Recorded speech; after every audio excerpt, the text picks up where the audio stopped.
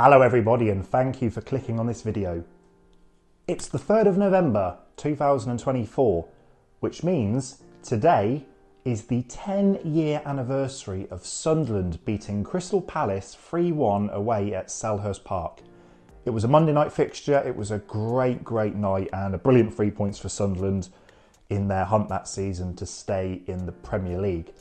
But that game is most remembered for the kit that Sunderland wore that night. It was a one-off special edition shirt that you see in front of you. There's a very big clue as to why this shirt isn't a genuine one, but before we get to that, let's just look back at the story of why this shirt existed. For the 2014-15 season, Sunderland had two very smart kits. A home shirt which had black and gold on it, and an all-blue away kit which dealt with most kit clashes. There was, however, one club that caused an issue, and that was Crystal Palace. In 2013, Sunderland wore a yellow away kit, which did the job at Selhurst Park. However, the following year, they had to improvise and put together a makeshift third kit using one of Adidas' basic teamwear kits.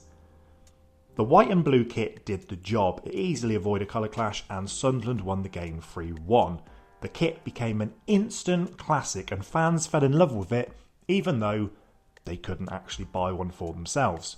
But why did the club have to make something so last minute? Why did they not foresee this before the season started and actually release a proper shirt that they could have sold and made money out of?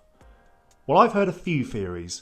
The most common is that they initially thought that that home kit wasn't really an issue, but it was only in the weeks preceding the game that they thought actually there might be a bit of a clash.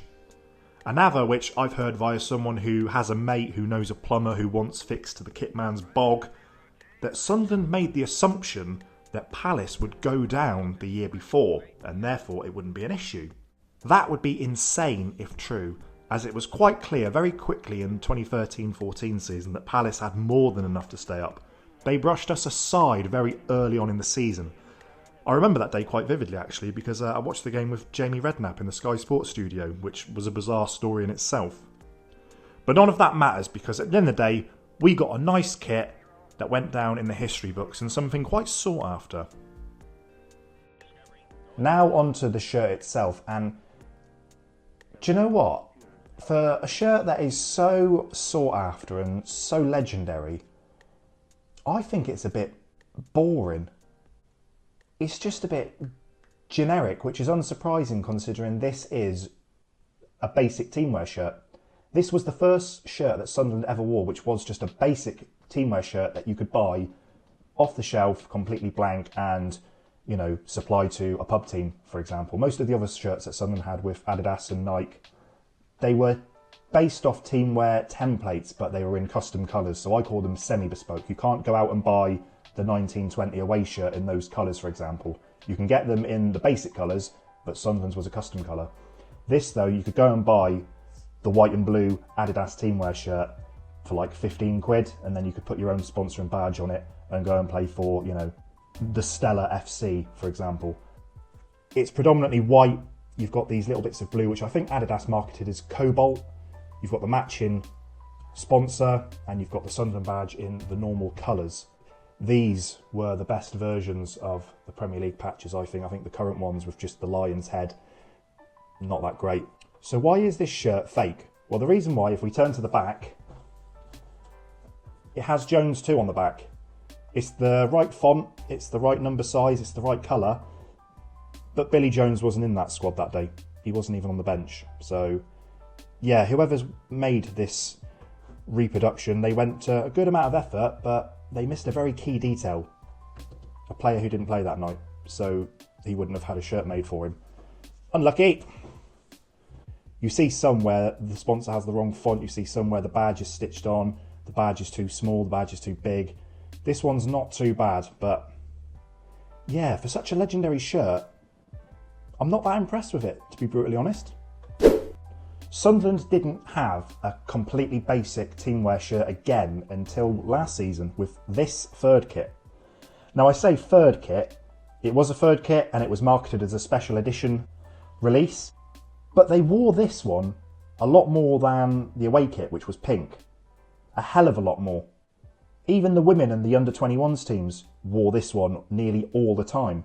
So, although this was the third kit, it was like the spiritual away kit that year. I don't think this video is going to do the colour justice, but you've got navy sleeves, you've got navy sponsor, you have a navy badge. This was only the third Sunderland shirt to have a silhouette badge, and then you've got a black Nike tick. I like the idea of it. Comment and let me know what you think. Is this nice or not?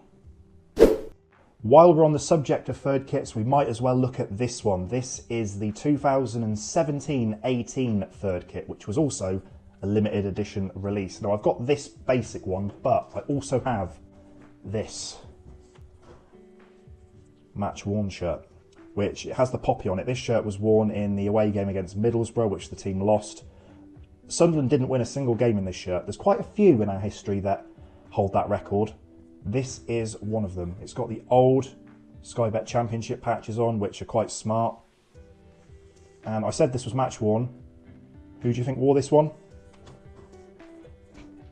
It was Billy Jones, who actually did play in this game. I watched it. He was definitely on the pitch. He wasn't very good. The name and number is in white, which matches Utilita. I really like this shirt. But when I did a video a few years ago asking fans to vote for the worst Sunderland shirts ever made, this one was voted, I think it was third. I think it was the third worst third kit that Sunderland have ever had, which I was a bit gutted seeing that because I thought it was quite a nice shirt. But the fans have spoken. And the final shirt we're going to look at in today's video is another third kit. This season's third kit, and this shirt has really grown on me. I didn't like it at first. I liked the idea of it, but I wasn't sure about the execution. But now, having seen it in the flesh and having seen the team wearing it, I really like it. I really, really like it. And I particularly like it with the extra sponsors on it. This one, it's got the Sirius group on the sleeves, which looks great on this shirt. It kind of spoils the home shirt a little bit and it gets a bit lost on the sleeves of the away kit. This one, it matches the colours really well. You've got Sky Bet Championship and Together, and then on the back, you'll never guess who this one was worn by. Another Jones! Though this one wasn't worn by Billy Jones, it was worn by Harrison Jones, who is one of Sunderland's young players at the moment, hence the number 50. I got this one because my son's called Harrison, so there was a match-worn shirt up for grabs, and it was worn by someone called Harrison, so I went for it. It was also the cheapest one, to be honest. There's a top tip there for anyone who's trying to get match-worn shirts. If there's an unused sub of a player who's barely featured, they're bound to go for the cheapest amount. And they also probably haven't been worn, which means they don't smell of sweat. So this one's nice and fresh because he probably didn't even wear it. On the back, it's sponsored by Valhalla, which I still think that looks like a Monster Energy drink sort of rip-off. You know, something that you'd see in like a Premier store, Valhalla Energy.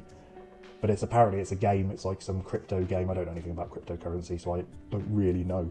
What I do know is they can't be happy with this because you can hardly see it. You'd have thought that the Valhalla outline would be the same colours as the trim. It would stand out quite well then, but it's almost invisible. Don't think anyone's moaning though.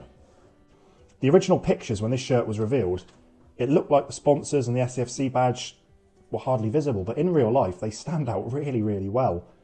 It's a future classic, this shirt, I think. Whether you love it or you hate it, in many years' time you will remember it. You've got to give it to Hummel. They know how to make a Sunderland third kit. So there you go. That is number 6 in the Sunderland Collection series. See you next time.